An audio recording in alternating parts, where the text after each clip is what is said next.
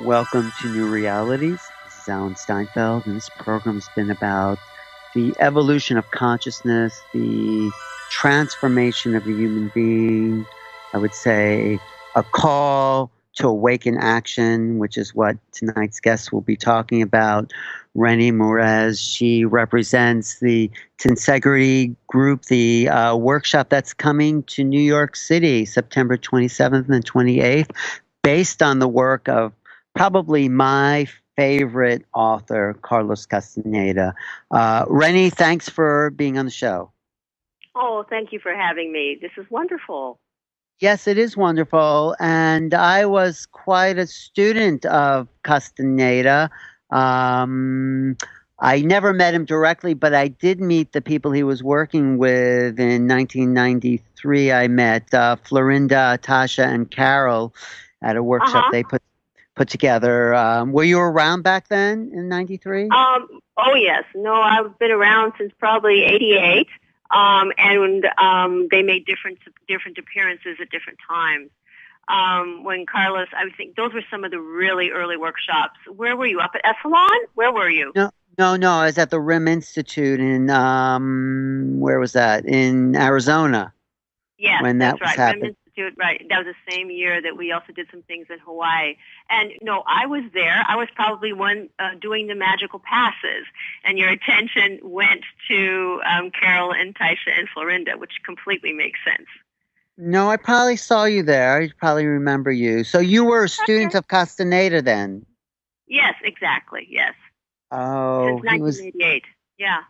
Since 98. No, I love those books. I mean, I sat one summer and read the whole series together as if they were one book. In complete order?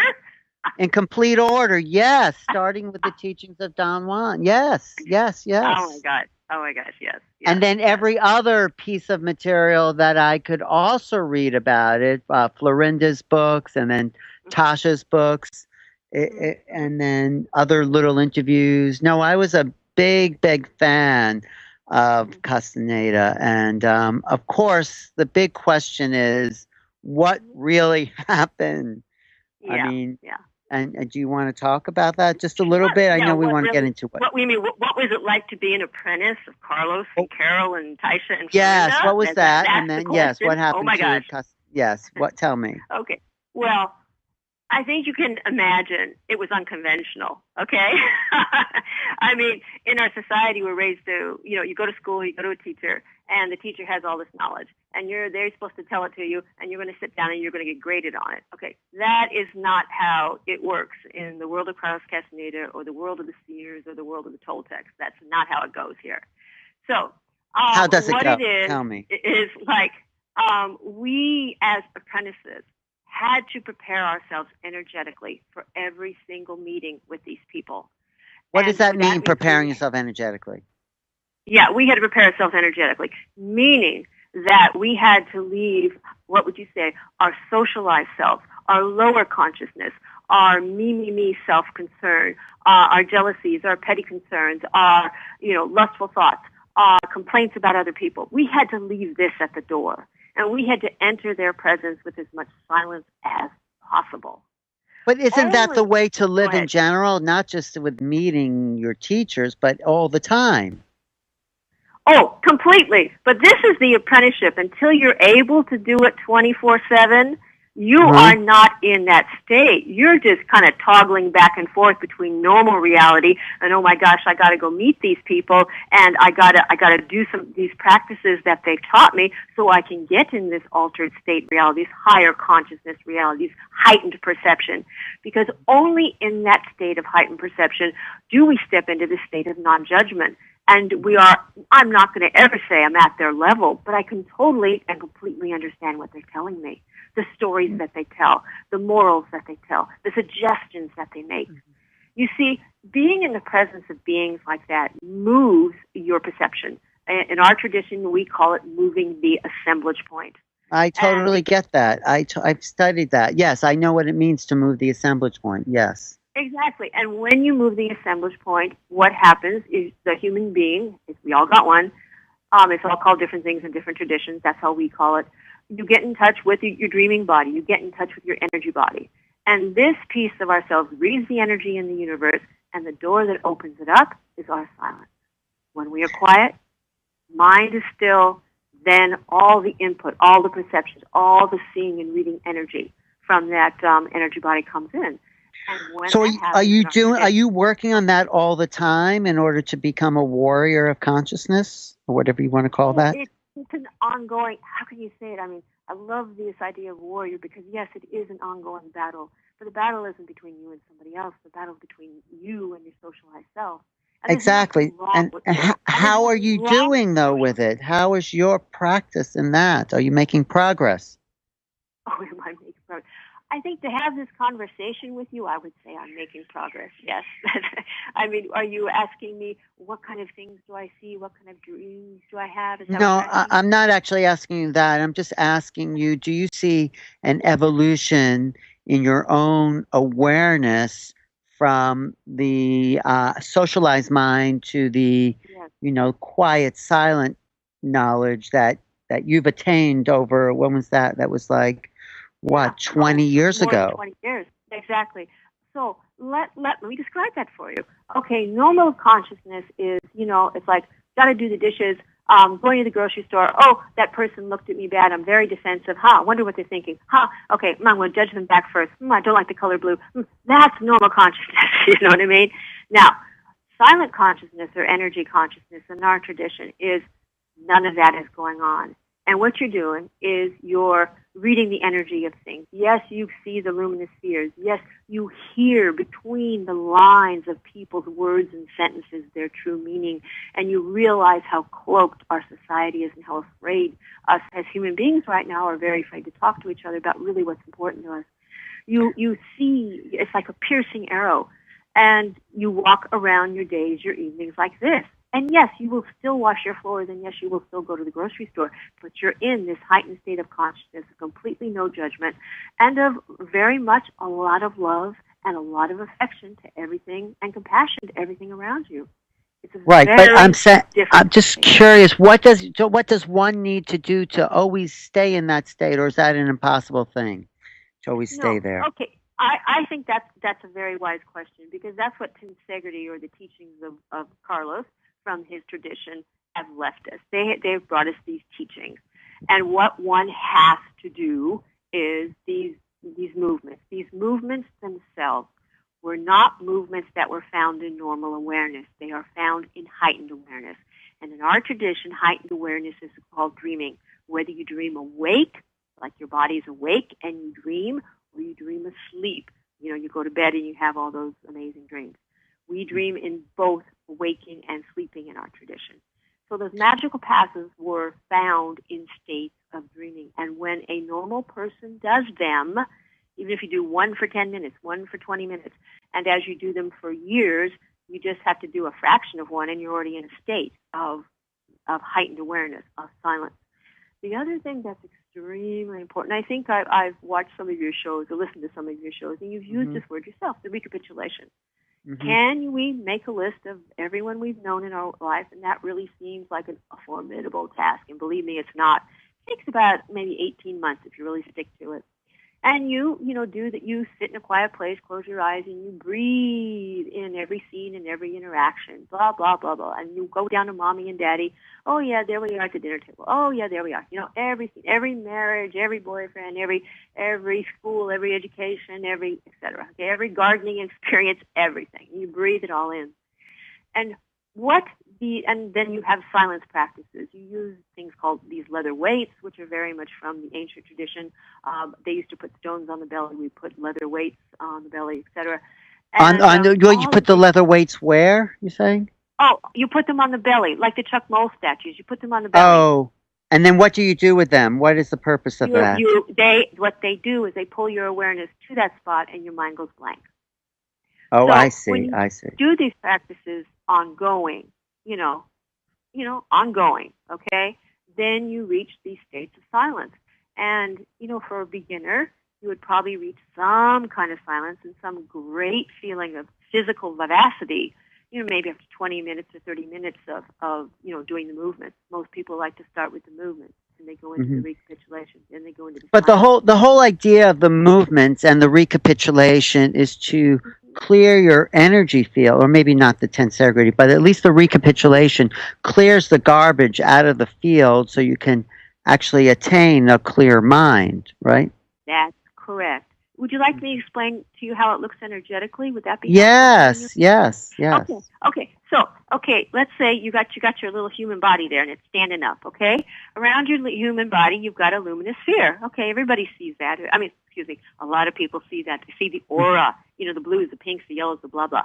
That's your luminous sphere around your body, and it's three-dimensional. If you swing your arm out in front, to your fingertips, that's as far out front, to the side, to the back. That's how big it is. Oh, that's how big your luminous sphere is, okay? Between your body and the inside of that luminous sphere is all of the patterns of your life, all of the events of your life. Oh, yeah, your girlfriend left you at the age of 18. Oh, my God, yes, you got fired. Oh, but you also got married. Oh, but you also had a baby. Oh, all of these events of your life are in there, in between the physical body and luminous sphere, and they're clumped up in little globs of energy. Because what happens is probably by the age of 7, we have all the habits and patterns we're going to have for the rest of our lives. And what we do is we keep on repeating them. And when we repeat them with our parents, with our teachers, with our boyfriends, with our bosses, with our da-da, it makes these clumps of energy because those clumps of energy are repeating energy stuck in places. Right. At the back of that luminous sphere, very back, you stretch your hand, stretch it all the way back, like between your shoulder blades. There's a point. Oh God, you can feel it. Some people can feel it. You can fondle it. You can make it's a round little ball. It's called an assemblage point. And connected to that assemblage point is this other luminous sphere called the energy body. Wait. Okay? So how far back? If you reach your hand back behind you to where? Reach back to right between, like at the height of the shoulder blade. So just reach your arm back, height of the shoulder blade. You don't have to go up, go down. Just reach it kind of in the middle of your back there. Okay. You'll probably feel something a little different than the rest of the space. So it's on your energetic body. It's on your luminous egg. It's on the first luminous sphere. Now, this assemblage point is attached to a double luminous sphere, a twin luminous sphere. In ancient Mexico, they call it the twin or the double. That second luminous sphere doesn't have a body in it. That's the piece of you, your energy body that reads all the energy and sees all the energy in the world. Wait, so that second luminous body is around the first luminous body, or where is it? Oh, no, it's back. It's behind you. Okay. You're feeling the assemblage point. Okay. Right. Attached to that assemblage point is another luminous sphere. That's behind you. It follows. It's behind you.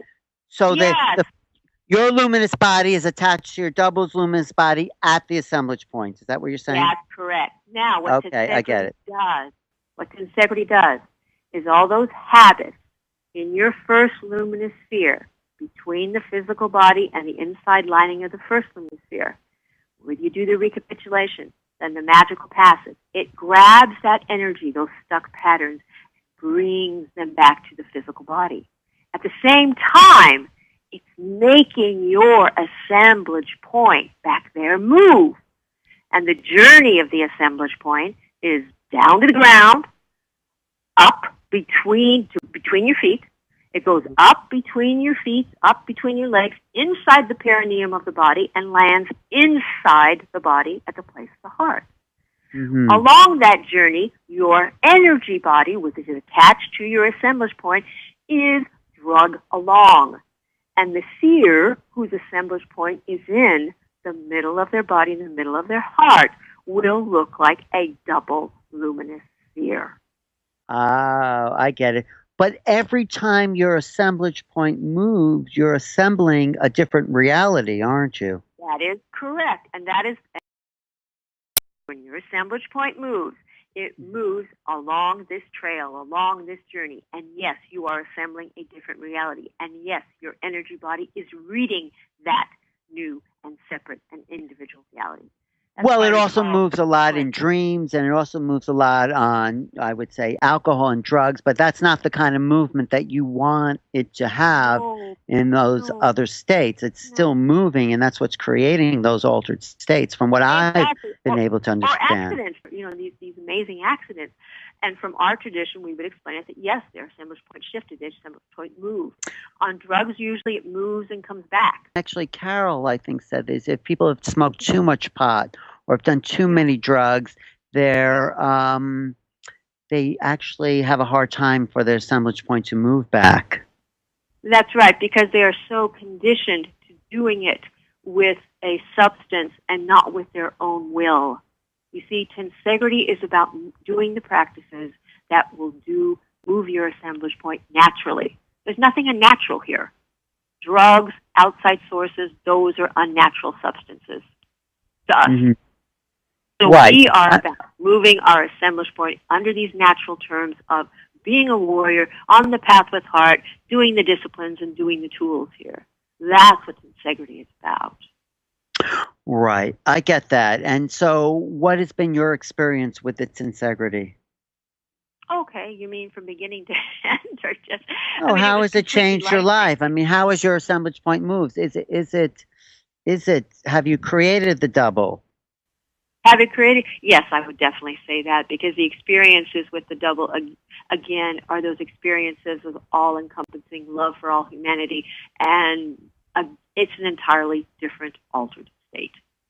And the world looks different. I mean, I can explain it with colors and buzzers and bells, but the world looks completely soft. You're looking at the house that you look at every single day, but it doesn't look hard. It doesn't look concrete. It doesn't look physical. It becomes soft.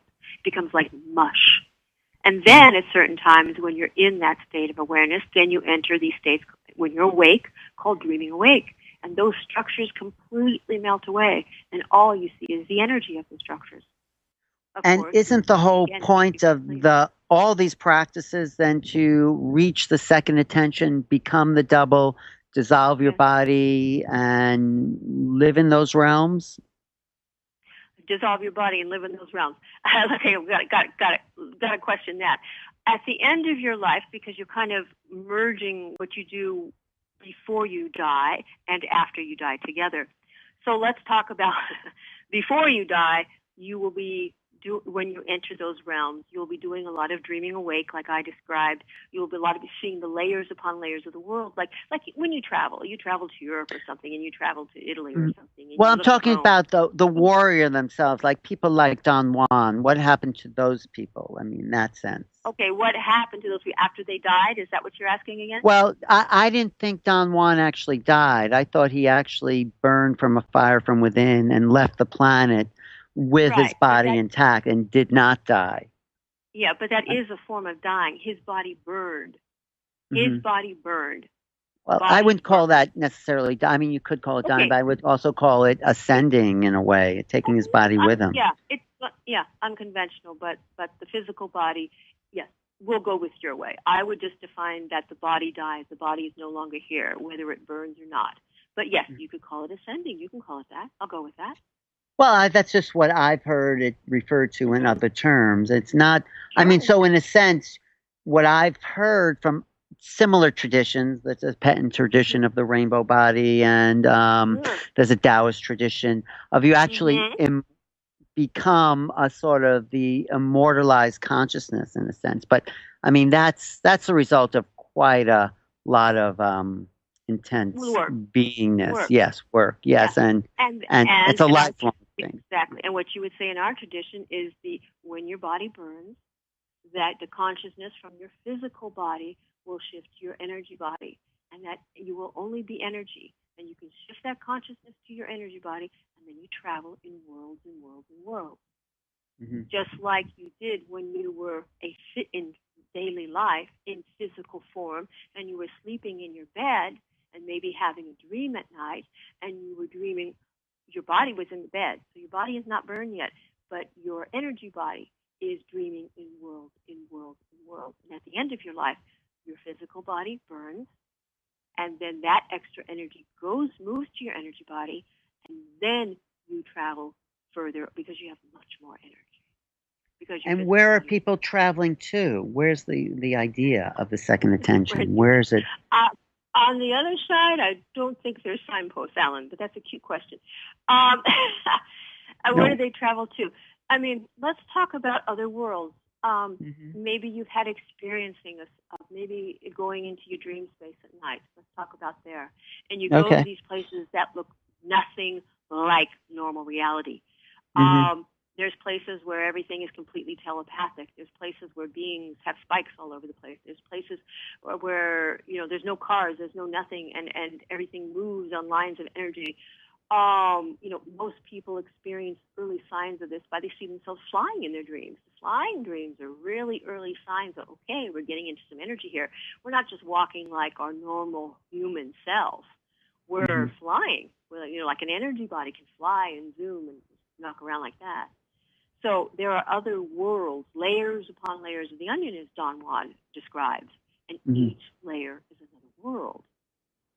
Right. So So, what happened to Castaneda? What's your idea about where he went and what was his? Because, he spent his whole life devoted to these practices and teaching oh them yeah, and being them. oh And yeah, I'm oh just yeah. Well, no, curious. he, I mean, from my perspective and from what I feel and from what I saw at the end of his life, he went on the trail looking for Don Juan. Hmm. So what happened And to when his body and his energy body and where, okay, I mean, okay, what, well, because there's lots of talk about what did happen to him. yeah. So let's maybe clear some of that up. Would that be a little Yeah, helpful? tell me. Yes, I'm Okay, great. interested Okay, because, so Carlos wrote his first book in 68, blah blah blah blah blah, right? And then blah blah. Okay. Now, in 1978, Carlos was able to leave. He was able to burn. And he was in Mexico. And this in 1978, along with yes, Carol, did he leave with Carol? no, he did not leave. Carol is still here. Carol is here in physical form. I know, but Carol left and came back, didn't she? Yes, and she came back in 1988. Okay. Okay. I Okay. thought yeah, Okay. because when I He saw her, she actually described the whole thing in incredible detail when I saw her right. speak, and it's like so intense. I started to feel that energy of that burning. Anyway, Yeah, but tell exactly. me about Carlos. Yes. So so Okay, okay. Carlos. So yeah, so he was in Mexico and he was in a hotel room and there was a blue light. A blue light came to the window and it started burning his toe and he knew that this was the call to go and he didn't want to go yet. So Carlos tells this story rather comically and he says he's stamping on his toe to put it out. And he didn't want to go because, he knew he was the last in the wall of his line, but he still wanted to have some kind of representation of this work in the world. He felt that this work had changed him so much in Carol and Taisha and Florinda that he didn't want to leave this world without giving it in some way to some people in the world. And in 78, he hadn't quite found the right apprentices or however you want to say that appropriately. Mm-hmm. So then he stayed. And he tried different things. He didn't put on the workshops yet. He wrote more books. 1988, Carol comes back. Carol Tiggs, and I'm sure she told you the story of where she was, right? She did. That was I will just tell people who don't know who she is. She was mm-hmm. part of Don Juan's warrior party. I mean, although she was the next generation along with Castaneda, they were both Naguals. And the tradition, as I read it, is that the Nagual woman of the next generation leaves with the previous generation's warriors party as they all burn with a fire from within and translate to this next dimension. She left with Don Juan and she tells an incredible story. I loved how she said she was walking down the street in Mexico and suddenly her body just started dissolving and then it was 10 years later. Basically Right. she just saw light. I mean, that's how I remember it. I don't know exactly what she said, but That's it was pretty good. That's pretty but it good. was really funny. She said, and I do remember, I actually took notes. I think she said the feeling was a combination of elation and an awful stomach ache. And slowly she felt, and she saw her feet starting to dissolve, and Yeah. boom, That's she yeah. was gone. And then next thing Yeah. she knew was 10 years later, she was stumbling down the streets in Mexico. And Exactly. exactly. And I totally believe. I mean, it's not that I believe. I mean, I know it's possible. I mean, I'm with her with that. You know, a lot of Yeah. people may doubt that story, but I don't because No. I know stranger things are possible. So anyway, Exactly. So, anyways, this then as yes. she left, okay, and then okay, so in '88, so Hmm. she comes back, okay, and um, this is what I think galvanizes Carlos's work in a very different direction. She's the one that really mentions to Carlos, "Hey, your apprentices, they don't have enough energy to even pay attention to what you're saying. They don't understand what you're writing. They can't get it." So, when she came, then Taisha and Florinda and Carlos, they started something new, and this was bringing out the magical passes that they were taught by Don Juan and have been with the generations, the years, all this time, bringing out the But didn't the reconstruction. magical passes happen like way after '88? I mean, didn't they happen in the '90s at some point? That's correct. Well, '88, and then he started having a few scattered workshops, Hmm. okay, in the '90s, of which you said you went to one in '93, and then he started with the videos. The videos is what made it amazing. He started with the videos of the movements in '95, and that is what launched everything. I mean, he was, as you know, he went. He was a guest speaker. He was a speaker at those early workshops, Yeah, and I so never actually met Carlos. I only met the women or the witches, as he yeah, called them. But sure, I would have loved to have met Carlos, but yeah, yeah. he didn't make it. You would have But loved. I agree. so You would have loved to have met him. yes, he was the person I totally. I mean, after reading those books, which totally opened me up and changed the way I think about reality. Yeah, but then what happened to him? What are you saying? Okay, so then he brings all this out. Now, because he was able to leave in '78, and because he didn't, it took a huge toll on his energy, and therefore, yes, he got cancer. He got liver cancer. Last 10 years of his life or so, he had liver cancer. And he never did any kind of traditional healing on it or anything. And he just, he accepted his fate. He goes, "Well, I am staying here to get these teachings out. Harold Tiggs has come, Taisha and Florinda. We're all galvanized now. We're all going to bring them out in a very different way." Mhm. And so he stayed. He stayed as long as he could, and he lasted till 98. 98. And then Yeah. what happened to Tasha and Florinda? When Carlos, how do you say it, left, however you want to say it, ascended, left, Uh, however you want to say that, yeah. then Tasha and Florinda, they went traveling. They said, because, Carlos asked each one of them, and they go, "Do you want to come with me now? Is it time to come with me?" And they said, "No, it's not my." I go, "We'll find you when it's our time, but it's not our time to burn yet."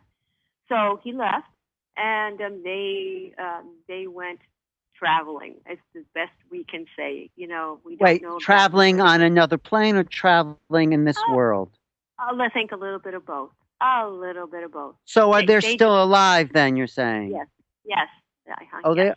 are you in touch with them? Are they in touch with Claire They Green? were in touch with us for a couple years. They were in touch, particularly with Carol Tiggs, because they were so close to her.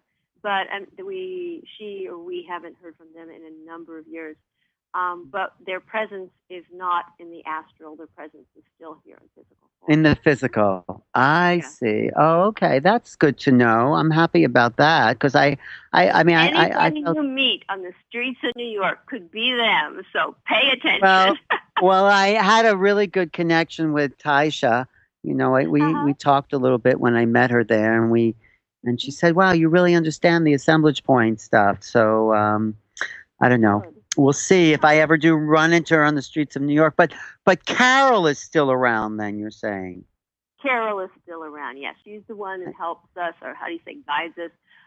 Because she's kind of finishing off the apprentice that Carlos did with us for 10 years with Carlos, and then we've had all these extra years with Carol Tiggs, and she's the one also that's guiding the teachings, the teachings, the integrity workshops. What Well, is does she brought ever out at do the time. interviews? Excuse me, I missed that. Does What was that, dear? does she ever do an interview? Would Carol ever? So many people have asked her, and I think I can best sum up. Well, no, unfortunately, no. Okay. The thing is that she felt that her time to be public was when Carlos was alive. And, when he passed or he ascended, then, Taisha and Florinda felt it was their time to, travel. But she wanted to stay here because she wanted to finish the apprenticeship here with the students that he had. And but she felt that it was the apprentice's time, and it wasn't her time. And that's pretty much why she doesn't. So you're one of her apprentice. You're an apprentice to Carol, then. Yeah. And so I mean, there's a number of other people she speaks to, that really didn't know Carlos but have come into our world through Tensegrity, and they work very closely with us, and she speaks with them over the phone and sees them, and et cetera. All right, because I thought she was great. I actually felt when I had a brief exchange with her there in '93 that there was some energy of the Death Defier that came through. At least that's what I felt, seeing like the left side of her face there, and that whole scene with her contact with the Death Defier was quite dramatic. And I think the what's that book? Dreaming. Yes. I recommend that book to understand who Carol is and what happened to her. And then her chapter 12, 13, and 14, right? Yes, I even went to the church in Mexico where that whole scene happened. Oh, we all do. We make a vigil there once a year. We bring a group of and then the Atlanteans on the platform outside of Tula too are quite intense. Yeah, we go to the city of Tula because that's where the Toltecs, our ancestors, are. Yes. Have you ever studied any other Toltec teachings? I met a guy named Sergio Magana, and he has a whole different aspect. I was watching him on your show, and of course, there's a lot of lines. There's a lot of tribes walking around carrying different teachings. His teachings don't sound unusual to me. I would say that our teachings our techniques are not. Are a little bit different. We don't use the techniques of the mirrors and stuff. We use the techniques of the movements and the internal recapitulation more, and the silence. So it might be slightly different in that way. But we're all going the same place. It's just pick a path, which one resonates with you, and follow it and be true to it. He's great. I mean, the Obsidian mirror practice that Sergio teaches from the ancient Toltec tradition is very powerful. It's a form of recapitulation because as you're looking into the Obsidian mirror, you see all these old energies start to come up, and the Obsidian sort of pulls it out of you. It's a sort of variation on recapitulation in a way. Recapitulation, right? Yes. Exactly. Yeah. That's what I mean. I think all the practices of these similar lines, they'll call them different. The practice is different, but I think they have an intention, a very similar intention. Right, and the destination is the same. I mean, can you talk about then what it means?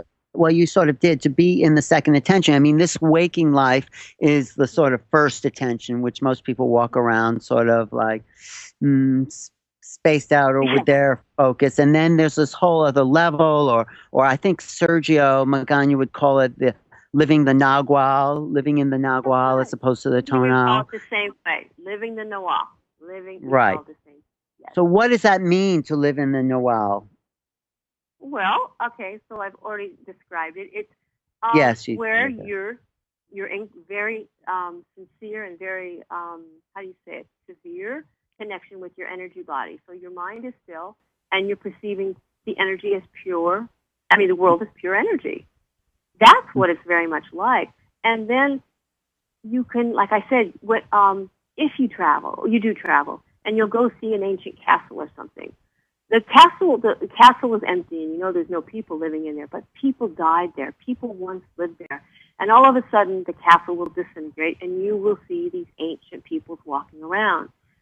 Dreaming awake, you have entered another world. Mm-hmm. That's what happens to you when you're awake. So when you're asleep, you go to all these other worlds also. And that happens to you. Do you do a lot of dreaming practices yourself? Well, the best dreaming practice is as you mentioned, and what Sergio was talking about, whether it's the mirror, the obsidian mirror, or whether it's the recapitulation, is clearing that energy that's stuck, from all those. It's mostly some of those, more dramatic scenes in our life. It sticks our energy. We can't ever forget the time when, fill in the blank. You know what I mean?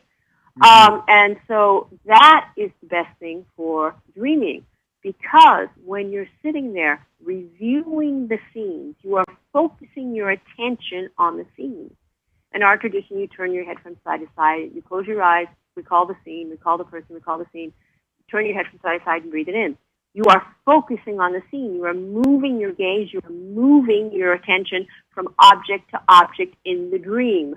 When you read Carlos Castaneda's book, Art of Dreaming, which describes how to dream in the sleeping state, that's the first thing you learn how to do. Oh, I find my hands or I find a body part. Sergio also talks about finding a body part. He finds himself in the mirror. Okay, we don't do that. We find hands, we find feet, we know, oh my God, I'm in another world. Something different happens to you. Other facets of that is when you move your attention from object to object in the dream. Because what you want in the sleeping dream state is to be able to will yourself around just like you do in normal awareness here. Oh, I'm going to go to the kitchen sink and get a glass of water. You want to be able to do it that easily in the sleeping dreaming state. So can you do that now after doing those practices? Yes. Every night do you do that? You will yourself? No, we don't. I personally don't dream that way every night. I have a variety of dreams. Carlos Castaneda talks about a level of dreams. I would say that after numerous years, I dream every single night. But sometimes I have those first level dreams, which is just dreams of your day. But still, I think you call it lucid dreaming. But there's your bosses and there's your house and your neighbors and all that. But still, you're quite aware in that dream. And then maybe once a week, maybe about once a week, I'll have one of those second level dreams, which are the more outrageous ones. And, where the worlds are upside down, where nothing looks familiar, where everything is green, purple, or blue, and, everything is telepathic. Wherever you go, some dreamers like going to a very similar place. That's kind of their familiar world. And they go to that place very often.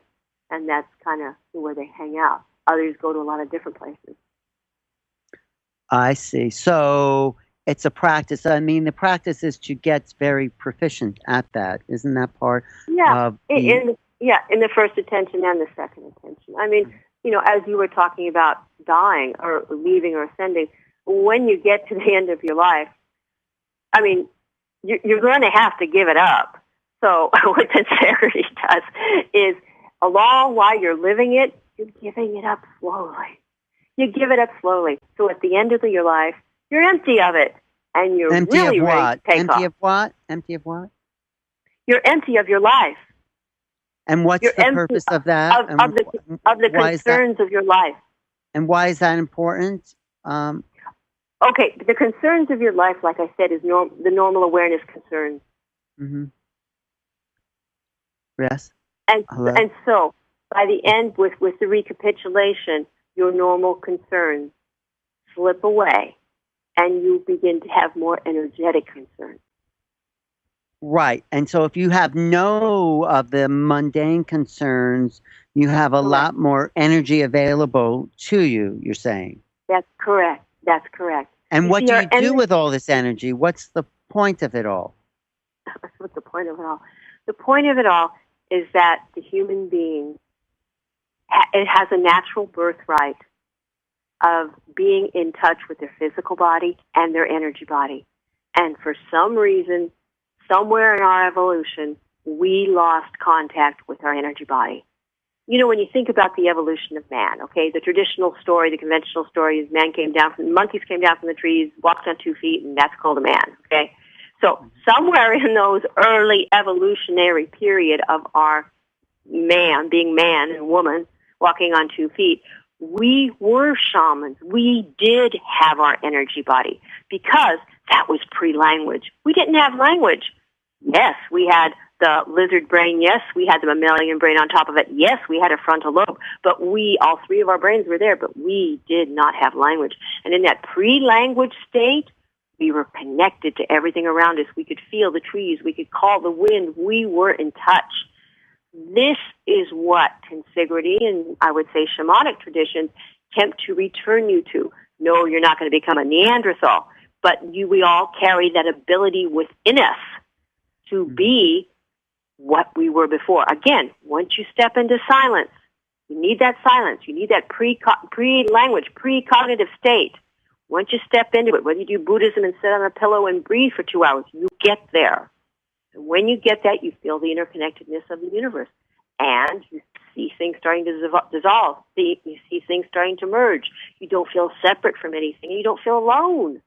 So you're saying language has created an artificial barrier to our energy body, and it's created what I guess Castaneda was saying, the flyers or the mind or the thought form possessions. I don't know how he called it, but we've been our minds have been taken over by language, and it's not us, that language, and it's a kind of in a way it's a kind of entity in a sense that possesses all our thoughts, that makes us think we're thinking, when in reality it's distracting us from our energy body and actually stealing our energy. So, I mean, is that what Very he said? True. I mean, very exact. Yeah. Very accurate. Very accurate. So the way to get our bodies back and ourselves back is to go into the silent knowledge and get away from the like this, I guess he talks about it in his first book, the internal monologue that's always talking to us. Dialogue, yes. The internal dialogue and the personal history. That's correct. Right. Yes. Right. So if we can overcome that, we'll have a lot more energy available to us to travel. That's what you would say. To become correct. A master. Correct. A master. And it's available for everybody. This is what Carlos and Carolyn, Taisha, and Florida did. They made it available to everybody. No longer do you need to be in a little tribe running around Mexico, It's available to everybody. Well, it's always been available to everyone. I guess that's what meditation's about, and some of the Buddhist practices and the Taoist practices. There's the human energetic physiology is the same in for everybody, but the traditions that have been able to become silent have been able to discover that, I would say. Yes, and be able to describe it according, to their lineage, according to their way of seeing it. I would say that's true, yes. So who is the death defier? Because he did not die, did not die, and is still somewhere on this planet. Yeah. Can you tell me about that? Surely. Okay, especially because you were intrigued about Carol Tiggs and her story of the Death Defier. So yes, and feeling the Death Defier actually come through her when I had a little moment with her. It's like, wow, there's something going on there. So, I mean, in a way, I think he's given her some of that energy. And who knows, but that could have been why she came back when she wasn't really supposed to come back. Mm-hmm. I mean, it could have happened. I mean, that could have been. Who knows? I mean, I'm just making this up, but I don't know. I think that's great. That's a great rationale. Okay. Putting it together, great. We'll go with that one for now. Well, no, I'm not saying go with it. Who knows what the real? But what do you get about this? It's as plausible as any other I've heard. So Death Defier, as you probably read. Are you okay? Are you there? Are you there? Me? Yes, yes, I'm good. I'm good. Okay, sweetheart. Okay. So the Death Defier, again, is an ancient seer, and it wasn't on the wall, just an ancient seer in our lineage, and one that had, perfected many, many, many of these dreaming techniques, empty of themselves, and was first born into this world in physical form as a man, and by emptying himself through the recapitulation, et cetera, and a lot of other practices, was able to completely shift his assemblage point to the position of a female. And so he toggled back and forth between male and female form in normal daily awareness, physical reality. Okay, at the end of his life, his or her life, he didn't want to go to the other world. He wanted to stay here. He really liked this place. And but his physical body wasn't going to last forever. So what he did was he made, you could say, agreements with the Nawals of our line, at least the Nawals that would have an agreement with him. You know, you don't make agreements. No one has power over you in this world. No inorganic being has power over you. You make an agreement with them, or you don't. And so he went through, you know, he asked each Nawal of our line, do you want to, you know, can I piggyback? Can my consciousness piggyback onto yours? As you read in the book, Don Juan didn't want to do that.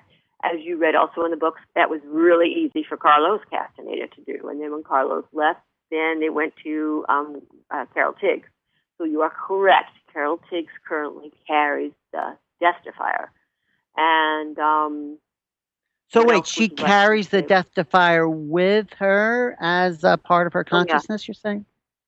Yes, she carries the energy of the Death-Defier with her. And when the Death-Defier comes and makes a presence in the room, it's not a separate entity. It's her. Oh, but when that's why I felt the Death-Defier come through her left eye when she looked at me. Yes, that's correct. Because her eyes, when the Death-Defier is with her, her eyes will turn black. Yes, I saw that. And, you know, when I was looking at her, I could only see her left eye. I wasn't seeing her right eye. It was like her face was split. And there, I felt that. And in a sense, a transmission or connection or whatever. Yeah. Now, when we do the tours in Mexico, which we take people on every year, and we go visit the church in Tula where, you know, Carlos and Carol met the Death-Defier, you know, the spirit of the Death-Defier is there. She kind of leads that whole tour. When you go to her church, so many people feel her. So many people have started dreaming with her in their dreaming space. I'm calling it her because that was female was her last incarnation. And and so she's quite she's an inorganic being, a quite prominent inorganic being of our line. Wait, you saying she changed from an organic being to an inorganic being? Oh yeah, no. When a person, when it's like when Don Juan, when you burn, or Carlos, when you burn, then you become an inorganic being because you and I right now are organic, right? We're made of carbon, right? Right. We're organic. We're living flesh. Yes, but you're saying living flesh, and when that burns, we become inorganic. Oh, I didn't know that. Oh, okay, good. Thanks for clearing that up. But there are inorganic beings out there that were never organic beings. That is correct. Yeah, most of them, I would say, are pretty inorganic. Yes. Yeah, I mean, pretty inorganic from birth, whatever their birth was, yes. Yes. They're pure energy. But anyway, I see. So that inorganic being of the Death-Defier attached itself to Carol and now is kind of feeding on the energy of that lineage, would you say? I wouldn't say feeding it because it's always in exchange. You see, a lot of people, I think, when they read some of the books and they go, oh my gosh, the inorganics, what am I going to do when I meet an inorganic? Oh my God, you can meet them dreaming awake. They can walk into your room or you can meet them in your dreaming sleep. You know, they go, oh my God. They're everywhere, those inorganic beings. They sure are. You know, and I go, you just, you know, you pick a friendly one. There's some which kind of resonate with your energy and make you open up your heart, and those are the ones maybe you want to deal with. Those are the ones you might want to make a few friends with. Well, Don Juan used them as allies. I mean, didn't Don Juan capture them and sort of use them as allies, just sort of do work for him? I mean, that's what I understood in the earlier book. I mean, Don Juan wasn't a real, how can I say it? He didn't like mixing his energy with inorganics. It wasn't his thing. It was more of Carlos's and Carol's thing. So, so his interaction with the inorganics was completely different. Did he capture them? I know as much as you do from reading the books. You know, maybe the allies were different then. I thought the allies. Well, you see, the allies were an inorganic being that was attached to a physical person that basically was, you know, a companion. That gives you an inorganic being, because they already live in that second attention, gives you an extra energetic boost. The problem is that many people, how do you say it? accept an inorganic into their life when that human being is not fully recapitulated. So they can use that inorganic being for, let's say, not so nice purposes. Well, that happens a lot on, you can maybe call it astral levels, where certain astral beings kind of suck energy or emotion or addictions even off of their host, that kind of. Right, exactly. But how we were taught to use them is it's always an agreement. It's always an exchange of energy. They take us places if we want to, and we show them a piece of our world. That's the exchange. So I'm not sending them out there to talk to President Obama. I mean, we're not doing that. You know what I mean? But wait, the exchange is, so you have a what would you call it, relationship with an organic being? Yes. I mean, some people do and some people don't. But if your question they show you their world and you show them what do you show them of this world?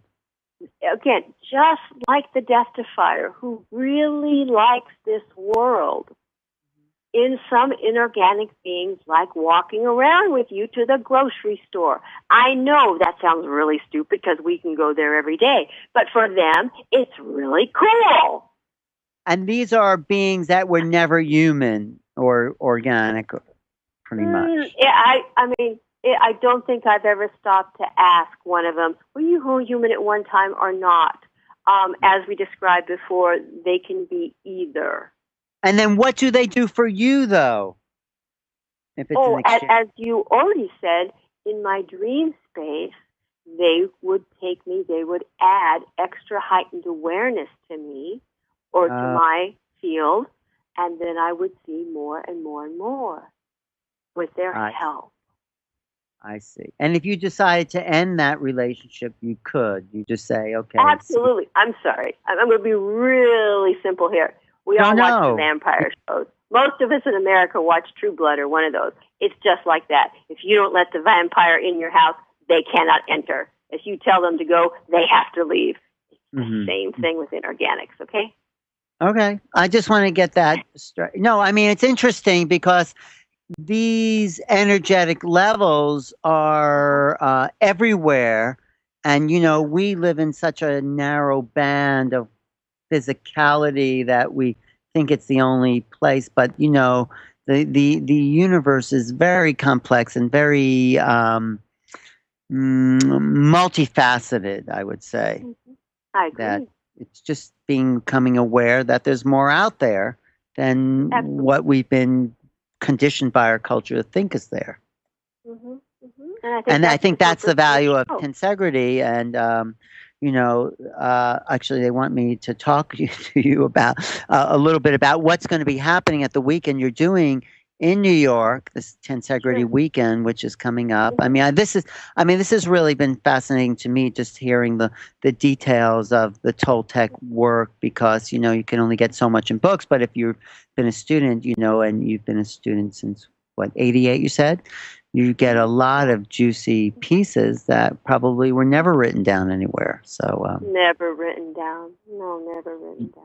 Yeah, so it's very exciting because at the workshop, what we're going to do is at every workshop, what our approach is to help everyone in the audience get to a state of heightened awareness, and we will do movements, magical passes. We will do some forms of recapitulation. And this is, and the current recapitulation that Carol Tiggs brought out is the one called the Theater of Infinity. You play scenes, and then you would do a magical pass, reach your energy body, get a new view, and play the scene from your energy body.